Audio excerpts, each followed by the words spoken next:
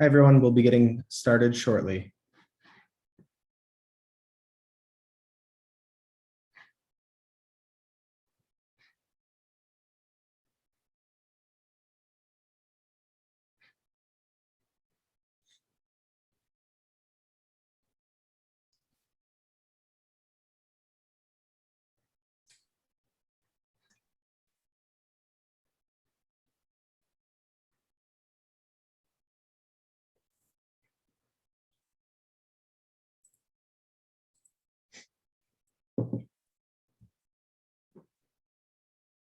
Okay, well, thank you everyone for joining us tonight for our June presentation for our PTCMW webcast.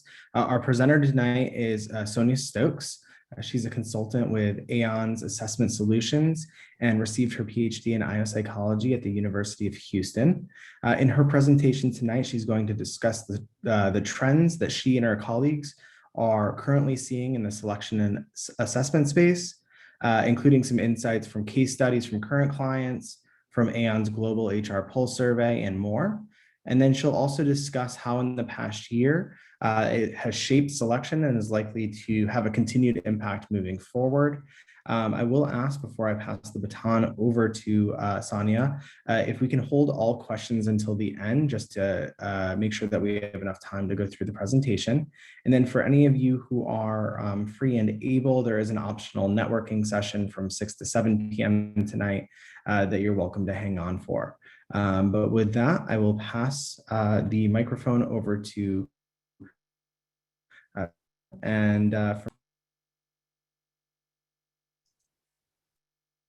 Sorry, everything just kind of froze for me for just a second. Let me get my screen share. Moving up. Are you able to see my screen? Is everything shown properly?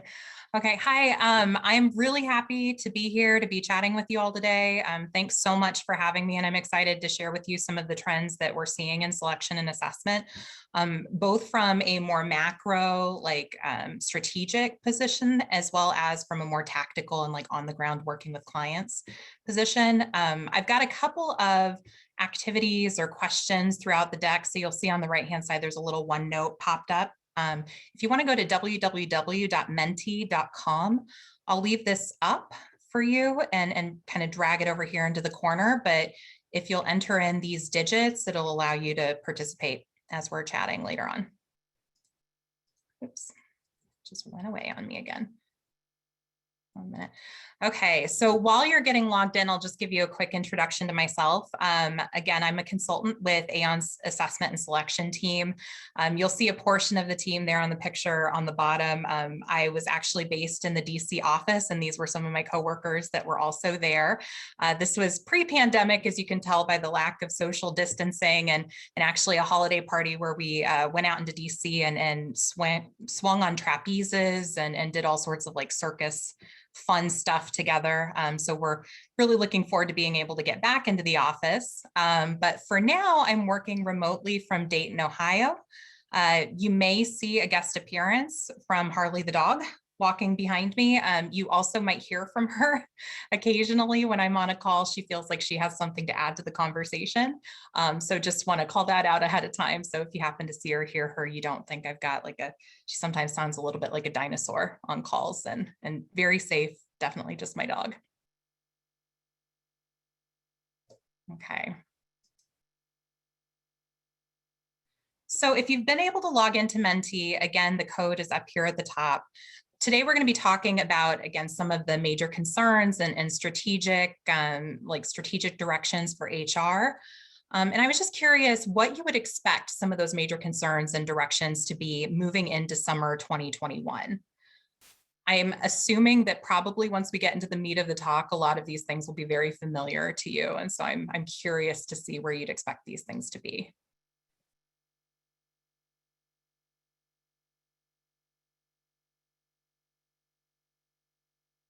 Okay, we've got COVID policies popping up, return to office popping up. I'll just give you one more second to get in a response. Mandatory vaccinations, large amount of job openings. whether to remain virtual, finding employees. So back to that talent attraction and retention, return to the workplace, helping employees feel safe. Yeah, I'm seeing a lot of like the return to the office being reflected here, as well as needing to attract and retain employees. You'll definitely see some of these themes being reflected as we kind of review what we've learned as a company in the past few months. So I think a lot of this will sound very, very familiar to you. So I didn't want to share the roadmap with you ahead of asking that question, because I didn't want to like anchor or you know, kind of sway what your responses would be. But today we'll start with kind of a macro look at a global pulse survey that Aon has been conducting throughout COVID-19. I'll give some insights into the COVID-19 recovery, as well as the top priorities that HR departments reported as a part of this survey. And then we'll kind of move from there into trends on the ground. So taking those macro pieces and looking at how they're actually translating into behaviors. I work on the ground in client delivery. I help and talk with clients about defining what their needs are, finding solutions to help them meet those needs, and then help them to implement them. And so a lot of the experiences that I've had are very tactical in nature. And I'll be providing you know, some case studies looking at what some of those clients have done, and also talking about how they wrap back up into these strategic priorities. And then I've got 3 trends on the ground that I plan to cover, but if we happen to have a little bit of extra time, or if I move faster than I anticipate we're going to, we've got a couple of others that we can dive into. But either way, they'll be included in the deck that will be distributed after the talk. So I know we have some scientifically minded people here. So I'll start with just kind of describing the Pulse survey to give you kind of a background. The Pulse survey is a global survey that was conducted 7 times over the past year to understand companies' responses to COVID-19. The data discussed today is coming from the 7th survey, and I've specifically focused on North America, which is most relevant to a lot of us. We asked companies about topics including plans for return to work, managing remote and flexible working approaches, defining and implementing future work strategies, DE&I initiatives, et cetera. Data was collected between April 20th and 28th, so it's fairly recent, and we had over 1,000 responses. When we break it down by industry, the majority of responses came from technology, financial services, life sciences, and manufacturing, just to give you an idea. The survey results are available if you just fill out a contact card, and the link will be in the PDF that will be distributed. So if you, after looking at this, want to get a little bit deeper of a look into some of the responses and some of the specific questions that we asked and how it broke down both in North America as well as globally and by industry, you can really use the tool to kind of dig and find some really interesting insights. So I'll begin with kind of backing up and looking at the reaction and the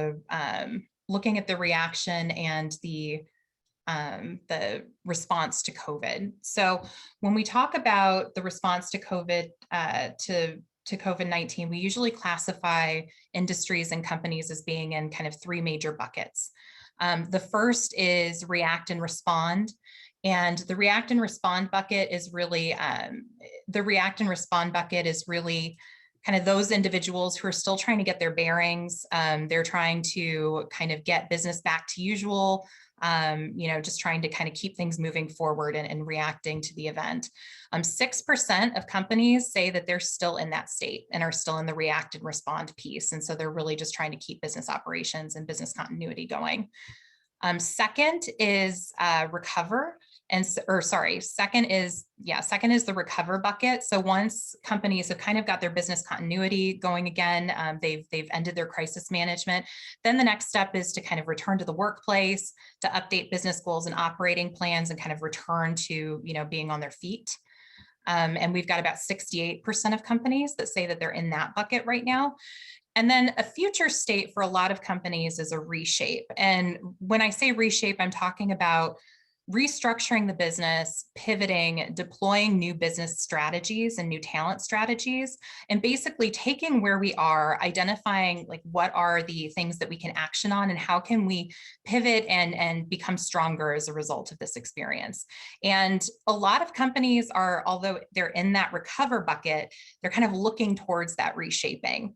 So 69% of organizations have a task force that's dedicated towards understanding what the future of work is going to look like in their company, but they're sort of in the early stages, and we see that a little bit less than a third of them really have a clear definition, but they're moving towards it.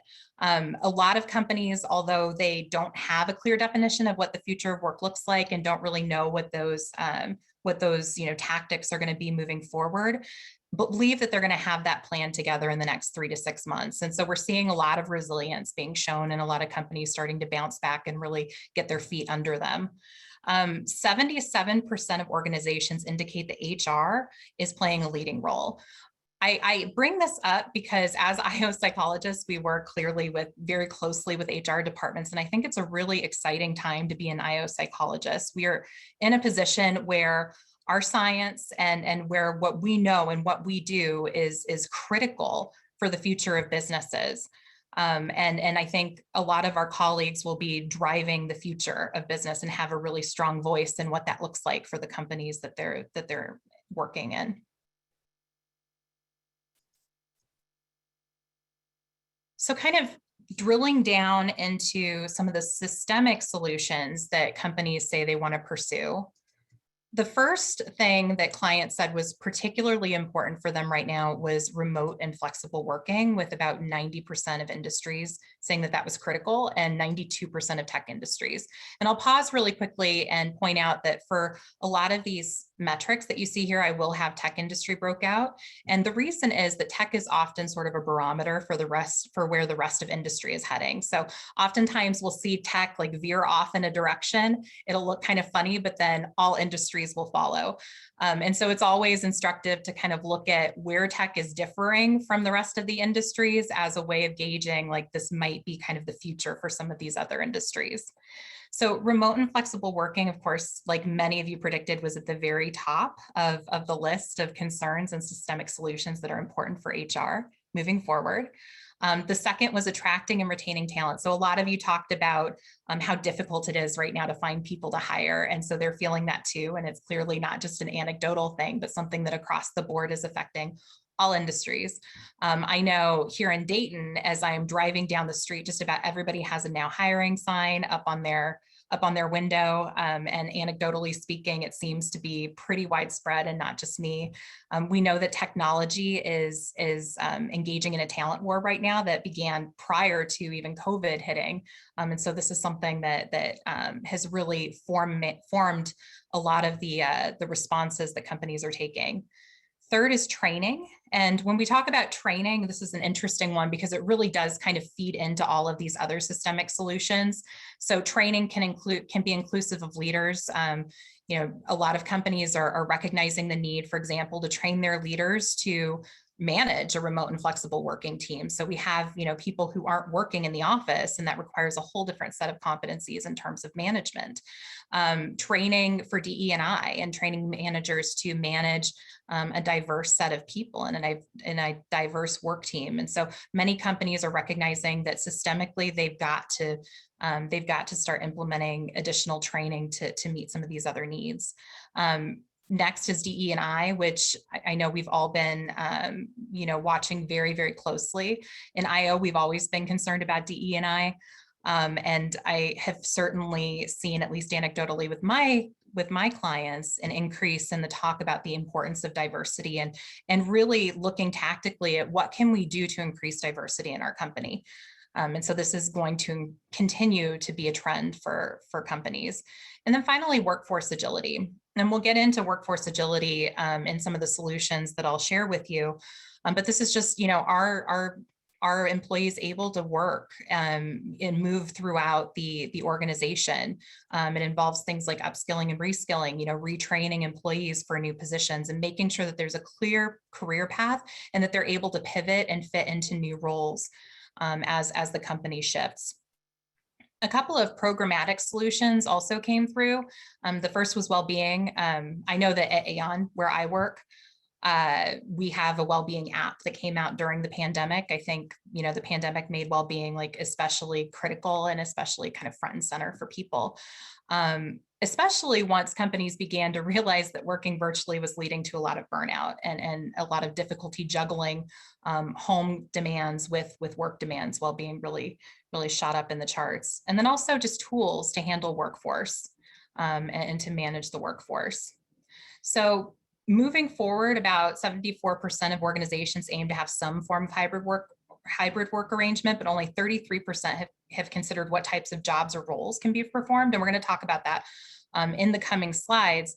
But just keep in mind that we're at this space where people kind of know, the companies know what direction they're heading in, but there's still a lot of questions about like what that actually looks like. And so we're still really in that space between recovery and like starting to look towards the future and actually taking action on it.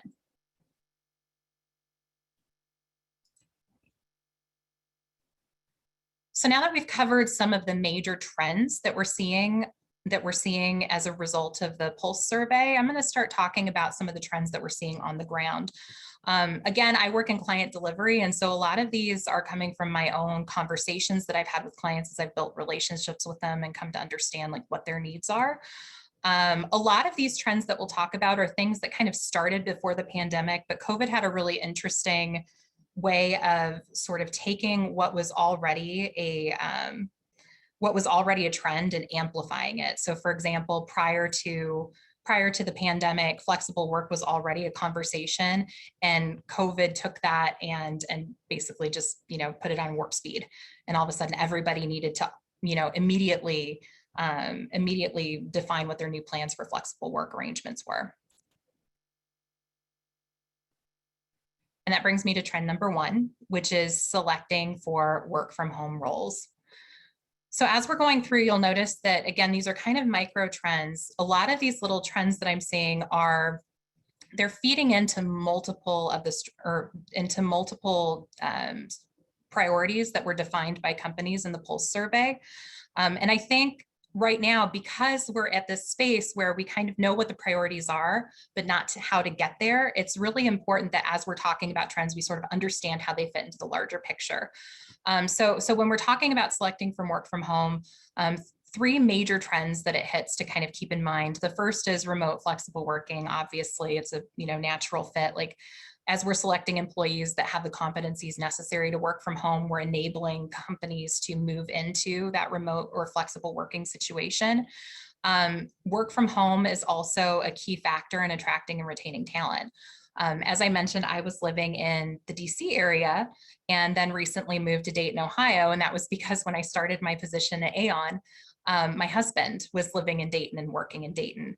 And one of the things that attracted me to Aon and that has kept me with Aon and has increased my commitment with Aon is the fact that I knew that down the road I would be able to continue working, move out to, Ohio, like I'm in the middle of the country right now, and continue my work and continue my employment, and that Aon would allow that for me. And a lot of people are in the same position as I am. And so they see this working from home potentially as a factor that would engage them and increase their commitment. The other piece is DE&I. So working from home is a little bit of a double-edged sword for DE&I. It gives companies the ability to hire from locales that they have not typically been able to hire from, because all of a sudden you don't have to, hire within like a 50-mile radius of your company or of your headquarters. You can hire from, wherever the talent happens to be sitting. However, we also know that through the pandemic that working from home has created some issues, in particularly for women. Who are trying to juggle the constraints of like being at home with children, particularly with kids, not being in school, but juggle those responsibilities with the responsibilities of work. And so it's a little bit of a double-edged sword, but I think a lot of companies are finding that more than anything, it's a tool where DE&I is concerned, and we'll talk a little bit more about that. So my next question for you is, what terms do you hear used to describe the company's efforts to bring the workforce back to the office? I ask this because there have been a lot of terms thrown out, and I don't want to like say any of them, but I'm curious. We found that there are some regional differences, and there are also some differences across different industries and how they're referring to this like step that we're in of bringing people back. So I'm kind of curious what you've heard. Re-entry, okay. Integration.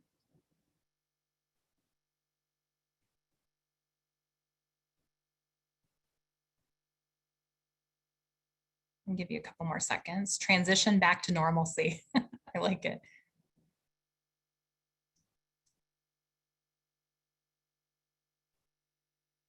Reopening.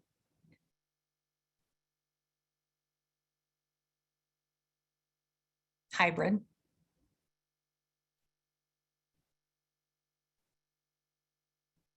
See if that may be it. Re-engagement. There's a lot of different terms out there. Rebranding.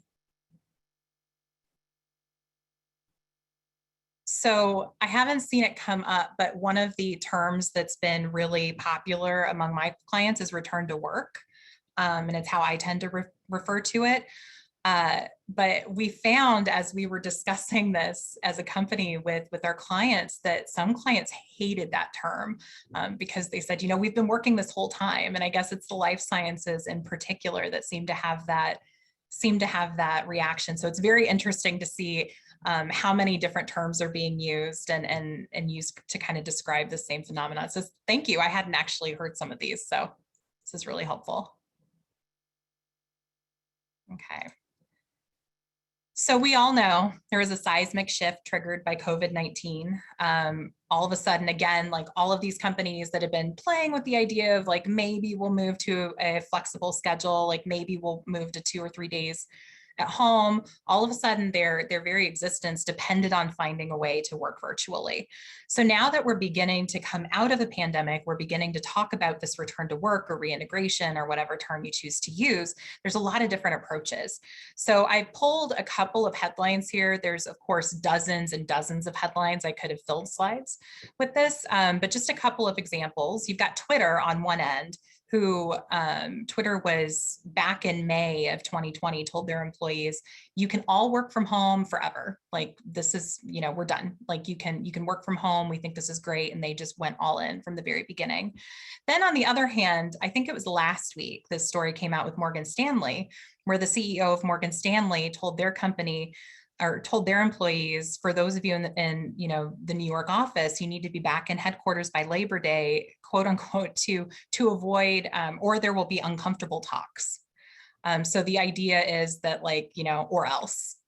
He of course like gave room, you know, created some room for like India, where they're still really struggling with the pandemic and their deadline might be a little bit later, but made it very clear that he plans to bring the company back to the office.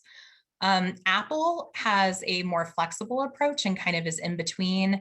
Their approach is more, they're looking to bring employees back in for about 3 days a week. So they're looking at a Monday, Tuesday, Thursday schedule with Wednesdays and Fridays as optional. One of the cool things that Apple is talking about doing is a 2-week remote like period per year that an employee can use with manager approval. So it's almost like with vacation time. Where, you know, you get manager approval and can take your PTO, well, they'll now have 2 weeks that they can also use as virtual work if they need that added flexibility. So there's a lot of different approaches, and our research via the Pulse survey really backed that up. Looking at this next slide, you can see where companies said they were in the return to work decision. Most companies, just to summarize, most companies are planning on returning to the office at least part-time and are looking at more of a flexible approach. Right now, their plans, which of course can shift and are a constantly moving target, but right now the most popular trend is about 2 to 3 days. In some cases, they're leaving it up to employees. In some cases, they're leaving it up to the manager, but where it's systemic, it looks like it'll be about 2 to 3 days. Going back to the comment that I made just a little bit ago about tech being being particularly kind of a barometer for where the rest of industry can head. If you look at the percent of, or if you look at the percent of companies who say 76 to 100% of their employees are going back to the office, you'll notice that in general, 55% of organizations across all industries are reporting that level of employees will be back in the office. However, tech is only at 32%. And this is one of the biggest differences that we saw in our surveys between tech and the rest of industry. There's a little bit of context that I think helps to explain this difference, and that is that prior to the pandemic, tech was already undergoing a talent war, and they were finding that one of the lifeblood of tech is to have new and innovative ideas coming through your door on a regular basis, and so it means that you really are benefiting from having a diverse group of a diverse work team. And tech was feeling the pinch of kind of hiring the same person over and over. And so they began actually working to hire from different geographic areas. And so tech really was on the forefront of moving to virtual work because it allowed them to hire from neighborhoods and zip codes that they wouldn't typically be able to hire from. And so what we're seeing here is the continuation of a trend that began before COVID. There are also some structural pieces of, tech knew from the beginning that they probably could handle being virtual because they're, working on tech anyways and have access to that kind of product and tool. However, the pandemic has taught us that pretty much all industries that are not, service industries where you're working face to face, that many industries are able to handle virtual work, and even industries where they thought it was never going to be possible actually flourished. And their employees did well in a virtual work environment. And so I'm curious, as we're moving through the next year to see how those levels even out and whether we start to see other industries moving towards that level that tech is at, or if they, stay the course and CEOs like that from Morgan Stanley, continue to harp on, we need to bring people back. So with that in mind, knowing that we are, whether it's 2 to 3 days a week or if it's full time, that many companies are moving to a virtual format. There are some key considerations that my clients are bringing up and that they're facing on a regular basis right now. The first is that they need to identify roles that can be done flexibly, remotely, or required on site. The second, and this is the piece that I'm directly probably the most involved in, are developing worker profiles that will succeed in each type of setting. So defining what the competencies are necessary for virtual work and then hiring for it. Identifying and building managerial capability to lead a remote and hybrid workforce. So again, that training piece, are our leaders capable of leading in a virtual format? And then one of the pieces that I think is a really interesting conversation, I'm not directly involved in it, but will be interesting to watch headlines on and to continue to listen to, is adjustments to rewards programs and practices to accommodate remote and hybrid work. We recently had a webinar that included a leader from our rewards division who was talking about how companies are pivoting. And she was mentioning that, typically it used to be kind of by city. As companies move to like a virtual format, if they did adjust their pay, it would be by city. And she said now it's starting to get down to the zip code, and that gives rise to a bunch of questions about DE&I and about equity. Are we kind of are salaries going to reflect kind of entrenched systemic differences between neighborhoods, and how can we ensure that employees are being treated fairly?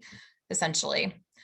So again, you saw on the prior slide that 74% of organizations aim to have some form of hybrid work arrangement. Only 33% have considered what types of jobs or roles can be performed. Only 27% have completed a formal assessment to determine which employees can thrive. And that's kind of where I've come in from a tactical perspective. So on the next slide, Aon's been working to define what are some of the competencies that are necessary for working virtually. And we've defined the ones actually pre-pandemic, defined the model that you see below, and we've been using this with our clients. There are two main pillars. The first is the agile mindset, and it's about being open-minded, learning-oriented, willing to reflect on strengths and weaknesses, intellectually curious, displaying a positive attitude towards change and development, Basically, it's core for any role performed in a volatile environment, and even more so for virtual working, as it requires to continuous adaptation to new technologies. Like right as I was logging on, my headset stopped working. And so I had to figure out, what am I going to do for audio and how am I going to provide this talk?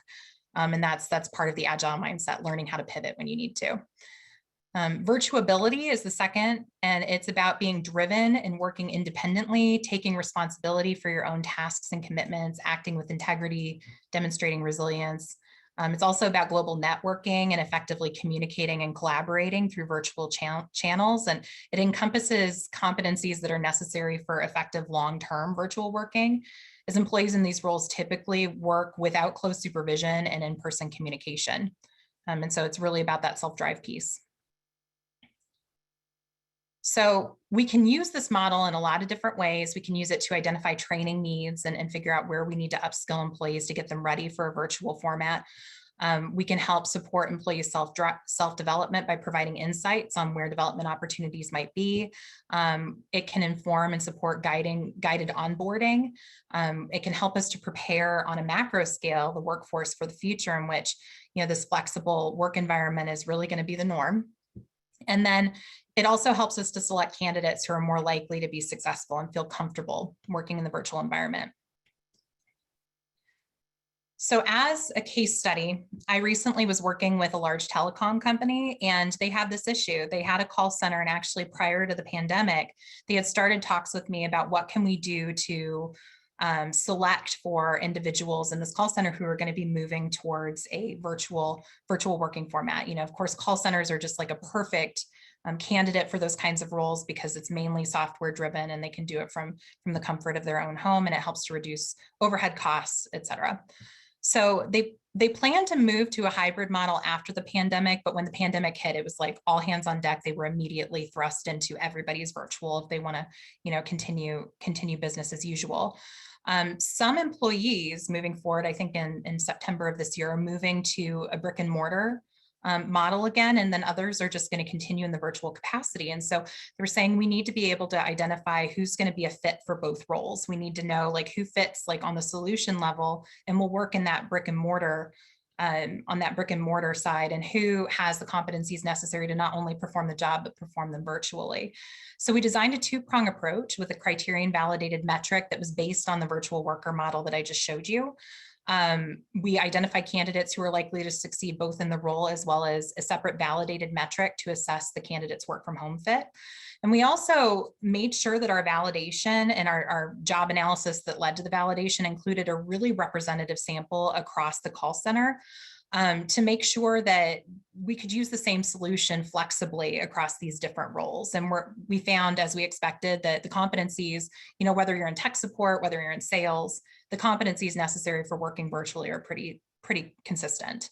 And what really differs is the solution level competencies. So right now, the client is this solution is live. You'll see kind of what they see on their custom report down at the bottom, where they've got a work from home and a recommendation based on the actual role, in this case, a sales consultant.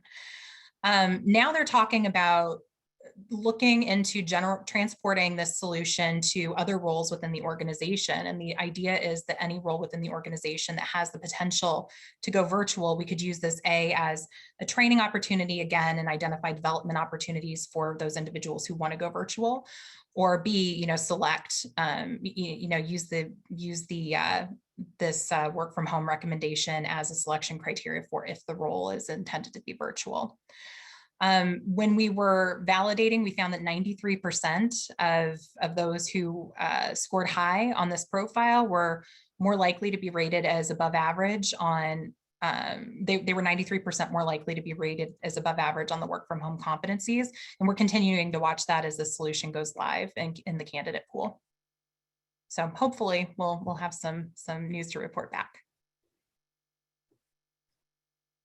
So moving on to trend number 2, the second trend is upskilling and reskilling programs. This is a very broad trend. I was thinking really hard earlier today about whether I have a single client who has not asked me about an upskilling or reskilling program, whether it's live now or not. And across the board, this is something that they are all paying attention to right now. And it's because you can use upskilling and reskilling to touch every single one of those strategies and those imperatives that we talked about earlier. You can use upskilling and reskilling to train people, to manage a virtual team. You can use it to identify development opportunities and help someone prepare to become virtual. You can use it to attract and retain talent. If you're upskilling and reskilling, that increases your employee value proposition. And so employees perceive that as you're, being concerned and caring about their development and caring about their relationship with your company. And so it's met with very positive, very positive reactions if it's done right. It can be used as a training resource. Obviously, those two go hand in hand. Upskilling and reskilling can be used to create an increasingly diverse organization by creating skills in areas of the company where maybe those skills weren't being taught before, and allowing individuals to master skills that might not be directly in their career or in their career plan. It also can help to train managers again with like managing diverse work teams, et cetera. And then workforce agility, obviously by instilling skills, by helping your workforce, your existing workforce to master new skills and to master new things. You're giving them opportunities to be agile within the workforce and to move to different areas within your company. So some key considerations related to this, and I'm going to move pretty quickly because we've got one more topic I want to get through. First, companies are examining how their career architectures can support or should be adjusted to support career mobility of workers. They're looking for actionable insights into career development and growth and providing those to remote workers. They are crafting programs focused on retaining talent and using this as a way to, again, increase that employee value proposition. And they're evaluating and ensuring alignment on value proposition for essential workers and remote eligible workers. 88% of organizations are considering training managers and leaders to accommodate changes in how work is done. And so again, this is a huge, huge trend, and we're seeing a lot of companies talk about it. And 51% of organizations are considering reskilling or upskilling their workforce. And I would say, like, at least within my clients, those conversations are happening with even a larger percentage of them, because this is a very, very hot topic right now. So just one quick case study. Again, there were a lot to pick from here, but one of the cool case studies that we did was one from a couple years ago, where we worked with a group it was a financial services and technology group, and they wanted to develop a process to undergo a business transformation to move their technology group from a waterfall to an agile work environment, which is just a whole different way of thinking, requires some new competencies, new ways of communicating with your teams, et cetera. And so they wanted to ensure minimal disruption by identifying, like, where are key risk areas, where are gaps in the skills that existed in their workforce, and what they would need in order to be successful. And so we worked with them to create what's called an agile chat assess. And it's like a chat instrument where it looks like you're instant messaging with someone, where an individual was presented with situations with a coworker coming to them or a subordinate coming to them and saying, this is what's happening, what should I do? And then they had to identify, like, what the correct, response would be. They also took a behavioral style survey called ADEPT 15, and then our staff worked with them and held structured interviews and some developmental conversations with the individuals who were going through this process as well. So we provided them with a score, which was a composite of all three of those completed assessment activities. We gave them a feedback and coaching session, identified their key strengths and development opportunities, and then helped them to develop a personalized development plan to aid in that transition to the agile workplace, and ensuring that they really knew what it was that they needed to focus on, and that they and their supervisor were on the same page. 52% increase in people voluntarily participating in learning and training in Agile. So when we implemented this process, people were lining up to be a part of it, and 92% have or will continue to update their learning plans. And so we saw a lot of follow through, particularly because there was a lot of buy-in from their supervisors. And now 95% of participants have or have committed to moving into future facing agile roles. And so we've seen, now that it's been a couple of years, like we've been able to see that transition actually take place and these individuals like move into the roles that they were targeting. We also have done the same process with another group, and one of the things that they added to it was a specific participant feedback report that listed their fit for some of the different agile roles, gave them some really prescriptive development activities to take part in, and also gave them a development plan template. They had, 3 different potential career paths that they could be a part of. And we sort of mapped out for them, like, where do you fit and where are the gaps in your gaps in your strengths? Like, what can we do to kind of get you there? And then we also provided some development recommendations. So each participant had a copy of this report that they could then take an action on and keep building on. In another similar situation, we were working with a financial services group to upskill. And they really needed a good way to upskill managers, and we're focused on the key areas that you see here, things like balancing productivity and engagement, supporting career development. Towards the end, you'll see leading inclusively and building diverse teams and managing hybrid teams. So 2 of those themes that we've already talked about were encompassed here. The solution, again, we created this specific tool that they were able to use on a weekly basis. It was called a manager sim. They had a weekly challenge, and then every week they were given a new report showing where they fit on the different competencies. They were given tools and learning links that they could go to in order to engage in learning activities to build up their development opportunities, and they were able to track their progress over time. This is a relatively new one, but 92% of participants provided positive ratings of the experience. And so far, being able to interact with that manager sim, being given tools moving forward and learning opportunities to take part in has been really well received. And then in these last few minutes, we'll move on to trend 3. And this is really related. This is democratizing development and career planning. And you're going to see that it dovetails very nicely with upskilling and reskilling. Oh, that's much better. Again, it is related to attracting. Sonya, if we can just make sure that everyone else is on mute except for the presenter, that would be great. Thank you. Sorry to interrupt. Yep. That's cool. So when we're talking about trend 3, democratizing development and career planning, again, we're talking about taking the career planning for the individual, giving them all of the tools they need in order to kind of plot that point or plot that for themselves and understand the skills and abilities that they'll need in order to move in their desired direction. Again, this increases employee value proposition and kind of creates that link with what we were discussing at the beginning of the talk. It communicates that that the company has a long-term commitment and a long-term envisions a long-term relationship with the employee and gives them the ability to move.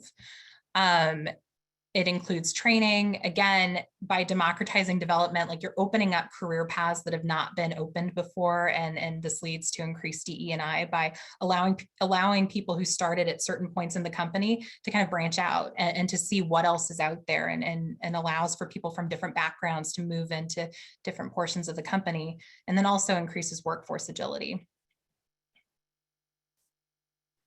So when I talk about democratizing the workforce, what I'm talking about is what you see kind of here. Traditionally, when we've been talking about career development and career succession planning, it's really been a ladder where you start at this point and then you just move up the ladder slowly, and you've kind of got a linear trajectory that you can follow. As we move into the future, we're seeing more and more that ladder is becoming more disjointed, and there are more and more directions that you can take based on your prior history.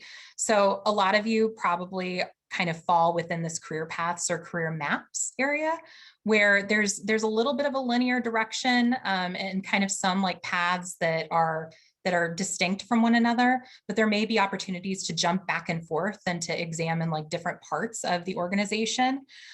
Moving forward, we'll even start to see that become dismantled, and we'll move away from what was your prior job as the predictor of what's your future job, and instead start to look at jobs as collections of skills. And so when we break down jobs into these skills and start to deconstruct job architectures and look at what are the skills and abilities necessary for each of these roles, you may find that roles that are in one position of the company actually have a lot in common with roles that are in other positions of the company. So the idea of democratizing this career planning is giving that information, making it transparent to the workers, and allowing them to figure out where do they fit, where are the different directions that they can take it. So some key considerations are tying development opportunities to clear career opportunities through transparent job architecture, creating more transparent career paths and transition pathways for candidates. My clients are talking about linking job architecture with skills and abilities very clearly, and facilitating each employee's understanding of their own strengths and development needs. And then finally, giving them a clear insight into current talent gaps and learning needs by using consistent tools across the business. And you can use this also at a macro level. I was listening again to a webinar that some of our team put on, and one of the quotes that I thought was really interesting that came out of it was, job architecture is going to become an outdated term and career architecture will be the new way we think. Again, we were also talking and there was some discussion about like pay related to job architecture. And right now, pay is very tied to the job, and her idea is that eventually we're going to start seeing skills being paid. And so upskilling will eventually be compensated, and it will encourage employees to continue to build their skills. And we'll start to think about, what skills does this person have instead of what place in the organization have they been occupying in the past few years. So just really quickly, we do have a solution that I love showing to our clients because it usually gives rise to a ton of like really creative conversations about where does this fit. The idea is that we leverage this to build a framework where we have the job architecture that is broken down and is built based on the skills that are necessary to exist or to successfully perform that role. So we begin by putting candidates through assessments to understand where their interests lie, what their abilities and skills are. And then in an algorithm in the back end, work on matching them to help show them what are the opportunities within this organization that you fit into that you may not even be aware of. And then provide feedback. So provide them with a tool that allows them to sort of explore what their skills and abilities are. We have reporting where they can actually explore different learning opportunities based on those development areas that have been identified. And so sometimes clients are even really excited with the idea of linking their own learning system, their own My Learning or whatever system they happen to use to the tool, so that, employees can both discover where their gaps are and also identify what tools are available to them in order to bridge those gaps. And what you'll see here is just, again, kind of like a graphical depiction of what those solutions look like. So starting with some assessments that, are designed to and mapped onto a large architecture that we have at Aon. Moving into, at the very end, you'll see the dynamic reporting. And so using this, an employee can identify where do my skills fit, and then they can come to their manager and say, this is where I want to go, instead of the other way around. And it really opens up and clarifies what different options are open to them. So as I expected, we will not get into trends 4 and 5. And so those are in the appendices, and I can share those with you as a part of the PDF that will be going out. But before we end, I just wanted to know, are there any trends that you've been seeing that weren't covered here?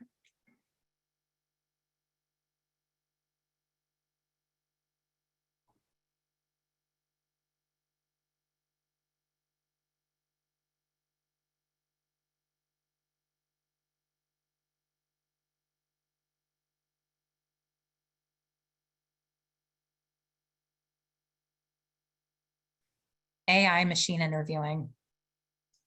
It's an interesting one.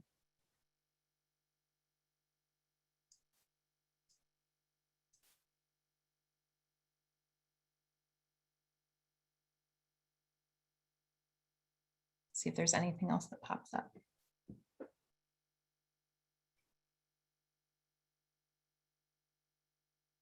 or maybe we're all having very similar experiences. I just want to thank you all for being wonderful. I will be sticking around for the networking event. So if there's anything, oh, work dynamics, yeah. If there's anything that you want to discuss further, please let me know. I know this was kind of a sampler platter. I'm also available via email and always happy to discuss any questions that have come to mind. So I think Mike, we can go ahead and open it up to a Q&A.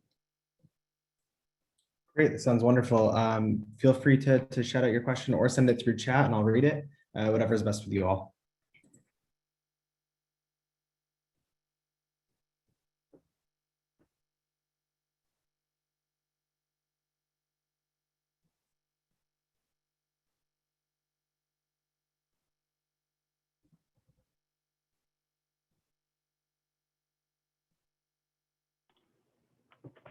Don't be shy.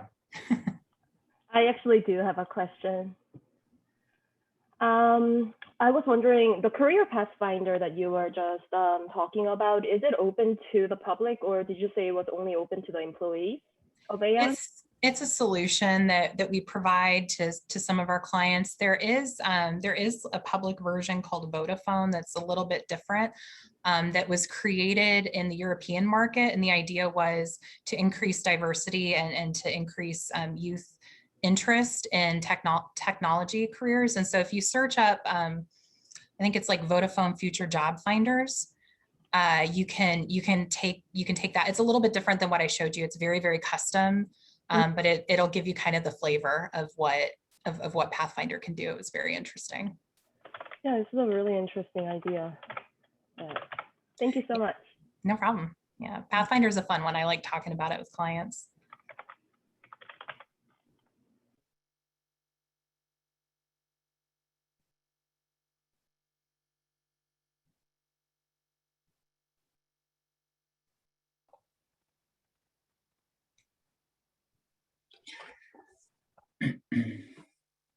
Looks like there are a couple of questions in the chat. The first one is from Marsha. Are there particular potable skills that are floating to the top in terms of value? And then with regard to the pay for skills idea.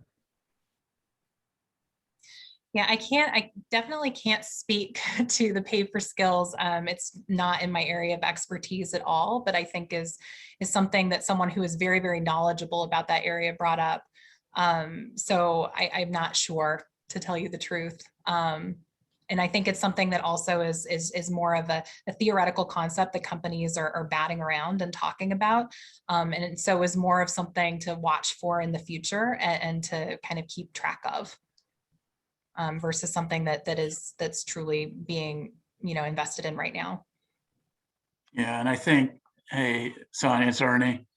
Hey, Ernie. I think our rewards people would say kind of what you were saying to earlier, that tech is leading the charge on this, and in a way they've done it for quite a while. What's I think particularly challenging for organizations is you just can't keep pace with tech. So right now, I know just earlier this week, a conversation with our cybersecurity practice, and Aon is losing cybersecurity people to big tech at 2 and 3 times their salary. So they'll pay for the hot skills. And then I think you had a note here on the question about portable skills, and the trajectory seems to be you can go skills based. A lot of organizations, when they do that, they're tying themselves to ONET, which is kind of exciting to see ONET really come into its own in this space. But if there's over rotation, the organizations tend to find themselves back at what are the foundational skills: learnability, agility, curiosity, those things that make an employee better set up to learn new skills as the work changes.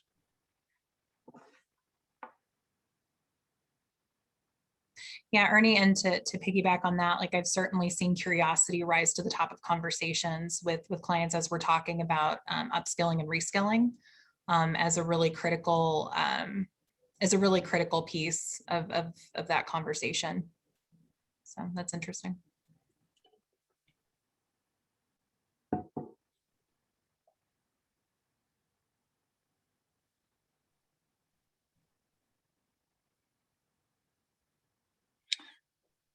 And then Joel had just asked if there was a published technical manual for the ADEPT tool. Yeah, we have that. Ernie, is that something that's publicly It is, yeah. We available? can distribute that, Mhm. no problem. Great. Ernie is from Aon as well. Ernie is really excited to see him on. Ernie is used to be next to me when we worked in person and is the head of our North American practice. So, which is why he knows so much. It's because I've worked with a lot of the people on this call. They've all made me better. Great. Any other outstanding questions?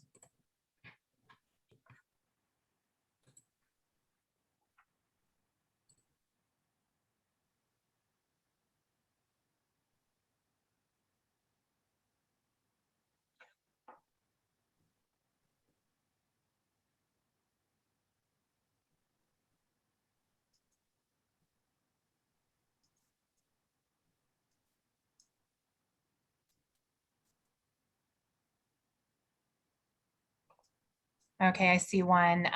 Which of the big five are used? Sorry, I just now figured out how to look at the chat.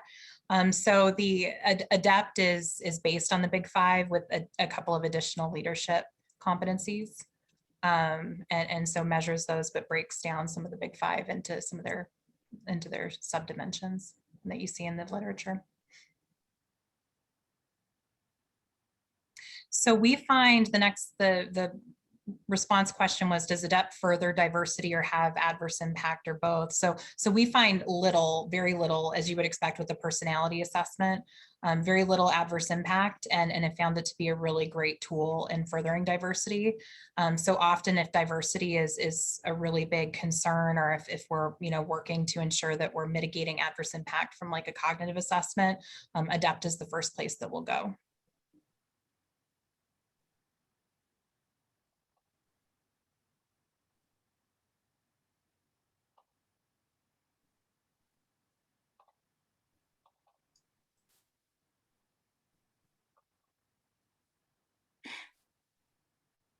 There's a couple more coming in through chat, Sonia.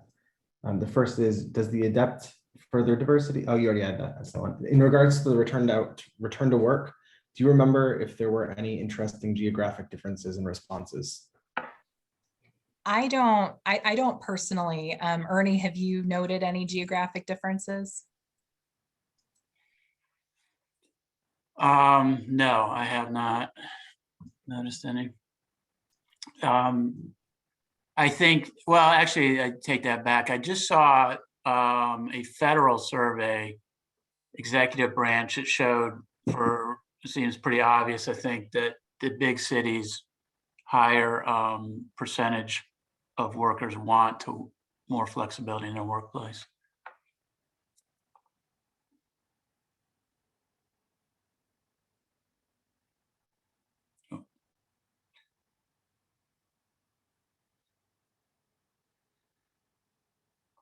Ellen Kohler, I just sent you the ADEPT technical report because I don't know how to send it to everyone. So let me retry. Renee, if you'd like to send it along to me at the VP email address, I can post it along with this recording. Yep. Okay. The PDF. Oh, you got it, I think. Just put it there, yeah.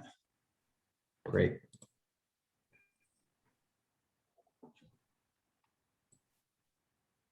Okay, for those of you who are going to stick around for networking, I am now going to create breakout rooms that you all can hop into. If there are any outstanding questions, feel free to kind of shoot them over right now while I'm setting up this break room. Otherwise, hopefully you're able to stick around and enjoy.